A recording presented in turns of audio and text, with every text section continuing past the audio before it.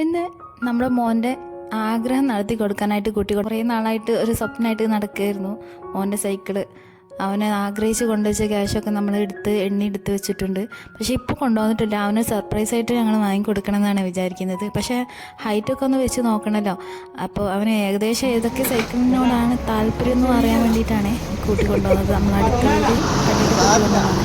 അങ്ങനെ പോകുന്ന വഴിക്ക് നമ്മൾ കപ്പയൊക്കെ വാങ്ങി അവനാണ് സെലക്ട് ചെയ്ത് കൊടുക്കുന്നത്. മോനെ പെട്ടെന്ന് വീട്ടിൽ കൊണ്ടാക്കിയിട്ട് അവനറിയാതെ പുറത്തിറങ്ങണം. എന്നിട്ട് വേണം സൈക്കിൾ വാങ്ങിച്ചിട്ട് കൊണ്ടുവെക്കാനായിട്ട്. പക്ഷെ എന്നാലും ഞങ്ങൾ അപ്പോഴും കാണിക്കാൻ പോകുന്നില്ല കേട്ടോ. പിന്നെ ഒന്ന് വൈകിട്ട് പുറത്ത് പോകാനുണ്ട്. അത് കഴിഞ്ഞിട്ട് വരുമ്പോൾ സൈക്കിൾ അവിടെ കാണുന്ന പോലെ ആയിരിക്കണം എന്ന് വിചാരിച്ചിട്ടാണ് അതൊക്കെ പ്ലാൻ ചെയ്യുന്നുണ്ട്. പോണ വഴിക്ക് നമ്മൾ കളർ കോഴിയെ കണ്ടിട്ടോ. അപ്പം മോൻ നല്ലൊരു സന്തോഷത്തിലാണ്.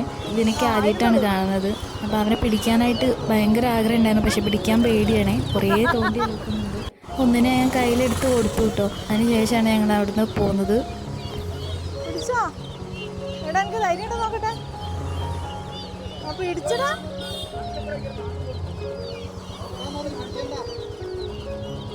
അങ്ങനെ അല്ലറ ചില്ലറ പരിപാടികളൊക്കെ കഴിഞ്ഞിട്ട് മോനെ വീട്ടിലേക്ക് കൊണ്ടാക്കി.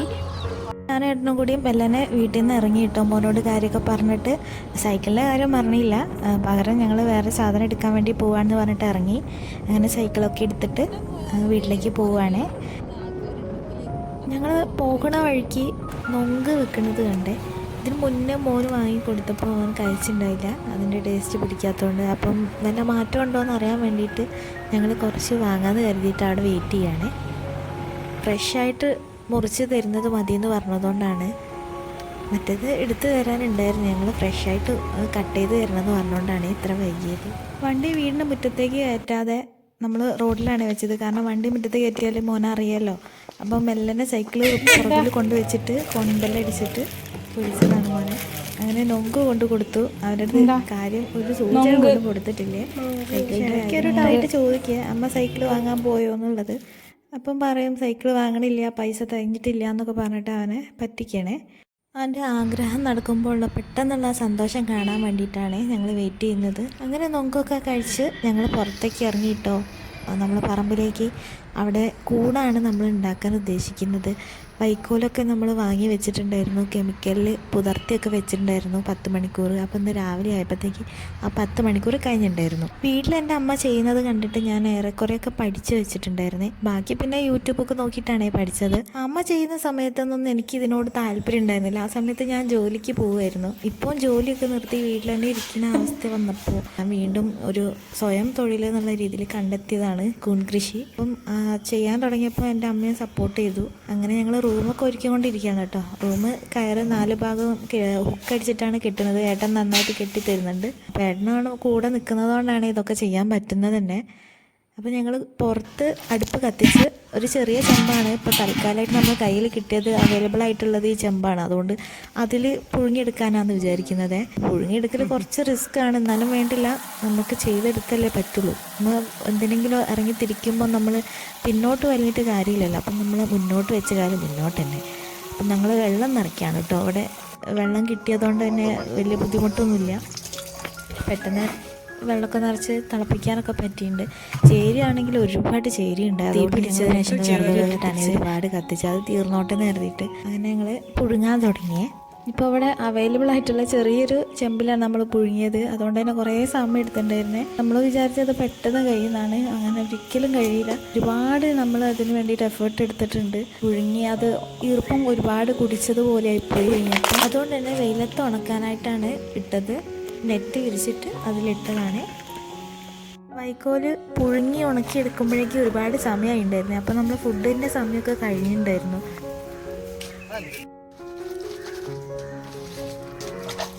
അപ്പം ഞങ്ങൾ പുറത്തുനിന്ന് ഇലയൊക്കെ വെട്ടിയിട്ട് കഴിക്കാൻ പോവുകയാണേ. അങ്ങനെ ഞങ്ങൾ കുറച്ച് കഴിക്കാനായിട്ട് മന്തി വാങ്ങിയിട്ടുണ്ടായിരുന്നേ. വരുന്ന വഴിക്ക് 1-2 മാസമൊക്കെ കൂടുമ്പോൾ ഇതുപോലെ നമ്മൾ വാങ്ങി കഴിക്കും. വീട്ടിലേക്ക് കൊണ്ടുവരും, അല്ലെങ്കിൽ നമ്മൾ പുറത്ത് പോകുമ്പോൾ കഴിക്കുകയെ. ചിക്കൻ മന്തിയാണ് കേട്ടോ വാങ്ങിയത്. നമ്മൾ ഈ കൂൺ കൃഷിക്ക് വേണ്ടിയിട്ട് റൂമൊക്കെ സെറ്റ് ചെയ്യാൻ തുടങ്ങിയ സമയം മുതൽ ആ ജോലിയൊക്കെ ഒരുപാടുണ്ടായിരുന്നു.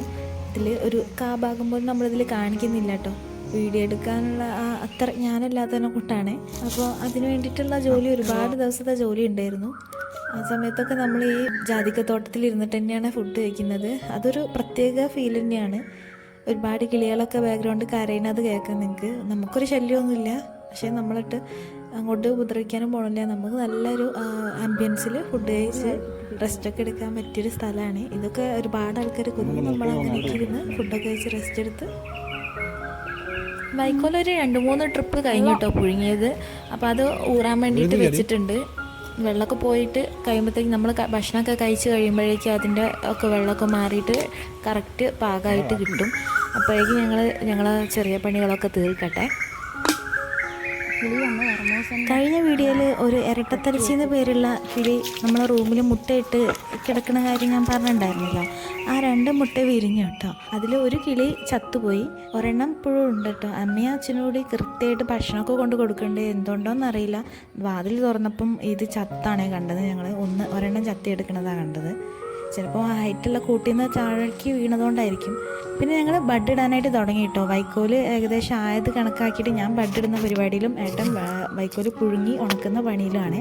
ഒരുപാട് ഉണങ്ങാഞ്ഞിട്ട് ഞങ്ങൾ മഴക്കാറൊക്കെ വന്നപ്പോൾ ഞങ്ങൾ ഫാൻ ഇട്ടിട്ട് വരെ ഉണക്കിയിട്ടുണ്ട്. അങ്ങനെ കുറേ എഫേർട്ട് ഇതിൻ്റെ പുറകിലുണ്ട് കേട്ടോ.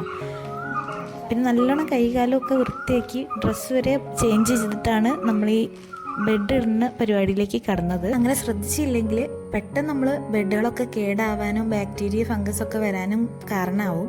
അതുകൊണ്ട് നമ്മൾ നല്ലോണം സൂക്ഷിച്ചിട്ടാണ് കാര്യങ്ങളൊക്കെ ചെയ്യുന്നത്. ചോളത്തിൽ വരുന്ന വിത്താണ്. നമ്മൾ ആദ്യം വൈക്കോലിട്ട ബെഡ് ചെറുതായിരുന്നു കേട്ടോ. ഒരുപാട് ചെറുതല്ല, എന്നാലും സൈസിൽ കുറവ് വ്യത്യാസം തോന്നി കേട്ടോ. അപ്പോൾ നമ്മളത് മാറ്റിയിട്ട് റെഡിയൊക്കെ ആക്കി ബെഡ് ഒരുവിധമൊക്കെ ചെയ്തു. ബാക്കിയുള്ളത് നാളെ ചെയ്യാൻ വേണ്ടിയിട്ട് വെച്ചു. കാരണം സൈക്കിള് നമ്മൾ മോനെ സർപ്രൈസ് ചെയ്യണമല്ലോ, അതിന് വേണ്ടിയിട്ട് ഞങ്ങൾ പുറത്തൊന്ന് പോയിട്ട് തിരിച്ചു വരുമ്പം സൈക്കിള് കാണുന്ന വിധത്തിൽ മോനെ കൂട്ടിക്കൊണ്ട് വന്നേ. അങ്ങനെ അവന് വല്ലാതെ സന്തോഷമായി, ഒരുപാട് സന്തോഷമായി. അവൻ ആ സൈക്കിൾ കണ്ടപ്പോൾ അവനെ ഡൗട്ട് തുടങ്ങി കേട്ടോ.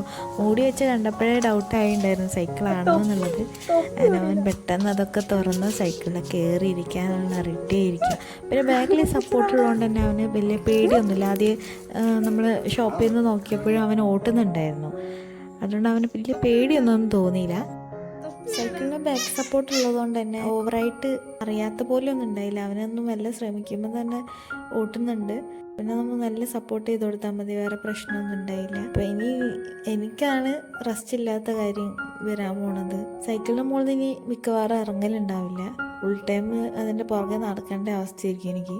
ഞാൻ അച്ഛനും മോനും പുഞ്ച വരെ സൈക്കിളോട്ടി പോകാനുള്ള പരിപാടിയാണ്. അവൻ്റെ പ്രായത്തിൽ എനിക്കുണ്ടായിരുന്നു ഇതുപോലെ ആഗ്രഹങ്ങളൊക്കെ. സൈക്കിൾ വാങ്ങിക്കണം, സ്വന്തമായിട്ട് ഓട്ടണം എന്നും കാണുന്ന സ്വപ്നങ്ങളിൽ ഒന്നായിരുന്നേ. എൻ്റെ കുട്ടിക്കാലത്തൊക്കെ എൻ്റെ ഏട്ടൻ സൈക്കിൾ വാടകയ്ക്ക് എടുത്തിട്ട് ഓട്ടാറുണ്ടായിരുന്നു. എന്നെയും കൊണ്ടിട്ട് ഒരുപാട് നാടൊക്കെ കറങ്ങാനൊക്കെ ആയിട്ട് പോവുമായിരുന്നു. ഏട്ടൻ്റെ സൈക്കിൾ ആയതുകൊണ്ട് തന്നെ എനിക്ക് ഓട്ടി പഠിക്കാനൊന്നും കഴിഞ്ഞില്ല. ഞാനന്ന് ചെറുതാണ്, ഏട്ടൻ്റെ ഹൈറ്റ് എനിക്ക് ഉണ്ടാവില്ലല്ലോ എന്തായാലും. അപ്പോൾ കാലെത്താത്തതുകൊണ്ട് തന്നെ എനിക്ക് ഓട്ടി പഠിക്കാനൊന്നും പറ്റിയിട്ടുണ്ടായില്ല. പിന്നെ സ്കൂളിലെത്തിയപ്പോഴാണെങ്കിൽ ഗ്രൗണ്ടിൽ 2 സൈക്കിളേ ഉണ്ടാവുള്ളൂ. ആ സൈക്കിളിൽ ഓട്ടാനാണെങ്കിൽ ആ സ്കൂളിൽ മുഴുവൻ കുട്ടികളും ഉണ്ടാവുമായിരുന്നു. ആകെ ഒരു തവണ കിട്ടിയാൽ അത്രയും ഭാഗ്യമെന്നേ വിചാരിക്കുള്ളൂ. അങ്ങനെയൊക്കെ ഓട്ടിയ ഓർമ്മയുള്ളൂ കേട്ടോ. പക്ഷെ അതൊന്നും നടത്താൻ കഴിയാതെ ഞാനങ്ങ് വലുതായി പോയി പെട്ടെന്ന്. അപ്പോൾ പിന്നെ നമ്മുടെ ആഗ്രഹങ്ങൾ നമ്മൾ മക്കളിലൂടെ സാധിക്കാന്നുണ്ടല്ലോ പണ്ടുള്ളവർ പറയുന്ന പോലെ. ഞാനും ആ ആഗ്രഹം സാധിച്ചെടുത്തു. ചെറുതാകുമ്പോഴേ നമ്മൾ മക്കൾക്ക് ആഗ്രഹങ്ങളൊക്കെ നമ്മളെ കയ്യിൽ നിന്ന് ക്യാഷ് എടുത്തിട്ട് നടത്തി കൊടുക്കാതിരിക്കുന്നതാണ് നല്ലത്. ഇതുപോലെ ഓരോരോ കാര്യങ്ങളും അവരെ കൊണ്ട് തന്നെ സ്വയം ചെയ്യിപ്പിക്കുമ്പോൾ അവർക്ക് ക്യാഷിൻ്റെ വില മനസ്സിലാവുകയും ചെയ്യും. ഒരു സന്തോഷം സ്വയം ഉണ്ടാക്കാൻ കഴിയുകയും ചെയ്യും.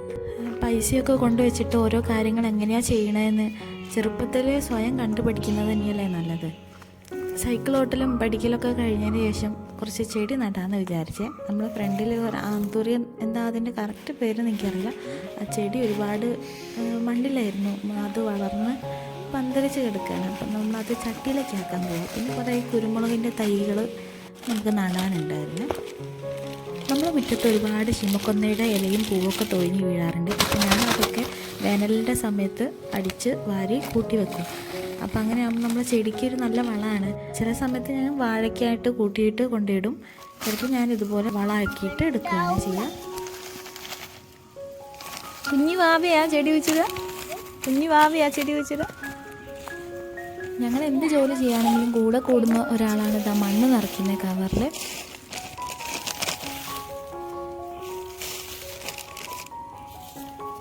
എന്ത് കുഴിച്ചിടാനാ മാമേ? പ്ലാവിൻ്റെ ഇല. ഇതാണ് കുരുമുളക്. മോനും കൂടെ കൂടിയപ്പം പിന്നെ ചീത്ത പറഞ്ഞ് വിടണ്ടെന്ന് കരുതിയിട്ട് കൂട്ടിയതാണ് അവന്. ഇവിടെ ഒരുപാട് ചെടികൾ ഉണ്ടായിരുന്നു എന്ന് മുന്നേ ഞാൻ പറഞ്ഞ് കേട്ടിട്ടുണ്ട്. ഞാൻ കണ്ടിട്ടില്ല. ഞാൻ വരുന്ന സമയത്തൊക്കെ ഒരു ചെടികളും ഉണ്ടായില്ല. ആകെ ഉണ്ടായിരുന്ന ഈ ചെടി മാത്രമാണ്. ഇതും കരിഞ്ഞെടുക്കുകയായിരുന്നു. പിന്നെ ഞാൻ അതിന് ജീവൻ വെപ്പിച്ച് കൊണ്ടുവന്നതാണ്. 2018 വെള്ളപ്പൊക്കത്തിന് ശേഷം നമുക്ക് സ്ഥിരമായിട്ട് എല്ലാ വർഷവും വെള്ളം കയറാറുണ്ട് വീട്ടിൽ. അപ്പം എല്ലാ ചെടികളും വെടക്കായി പോവാറാണ്. എത്ര തുളസി വെച്ചാലും ഒരു തുളസിത്തൈ പോലും നമുക്ക് നീണ്ടു നിൽക്കാറില്ല. കർക്കിടക മാസത്തിലാണ് എല്ലാ പ്രാവശ്യം വെള്ളം കയറാറ്. അങ്ങനെ ചെടി നടലൊക്കെ കഴിഞ്ഞ് ഞങ്ങൾ 3 പേരുടെയും കുളിയൊക്കെ കഴിഞ്ഞു അകത്ത് കയറി. നമ്മുടെ ഇവിടെ അടുത്തുള്ള റെസിഡൻസിൻ്റെ ഒരു പരിപാടി ഉണ്ട് രാത്രി. അപ്പോൾ മോൻ്റെ ഒരു പാട്ടൊക്കെ ഉണ്ട്. അതിന് മുന്നൊരു ചായയൊക്കെ കുടിച്ചിട്ട് പോകാമെന്ന് വിചാരിച്ചാണ്.